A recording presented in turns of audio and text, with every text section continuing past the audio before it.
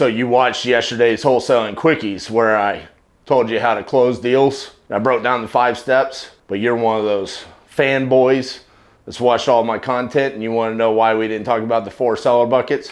Well, let me explain to you why we didn't talk about the 4 seller buckets, okay? Because this thing right here in my pocket, it was dead. I actually did record it. So you're gonna get angry, RJ, in the 4 seller buckets. It's real simple. There's 4 of them. Too bad, too good. Bad, full retail, wrong price, no motivation. Embrace no, tell them to hire a realtor. That's not what we do. The guys that have the right price, no motivation, they're the scam artists. They're the cons, okay? Don't contract it. If it's too good to be true, it's too good to be true. 2 good buckets. Right price, tons of motivation. Those are the laydowns. Those are the ones Steve Trang make fun of me for, right? I just say, what's your email? And I close it and I make a lot of money. Good job, Steve Trang. Way to make fun of me. Tried closing a deal for once. And then the other bucket, the most common one, the one you have to get good at. Wrong price, tons of motivation. How do we do that? We educate them. Start with the ARV, move to the rehab. If you can get the seller to agree to the same ARV and the same rehab as you just stair step it down. Holding costs, closing costs, profit. You put the seller in a position to say, I don't care about your math. I'm not selling it for that price. Or, damn, RJ,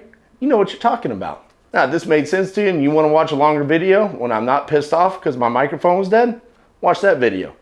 Otherwise, like this one.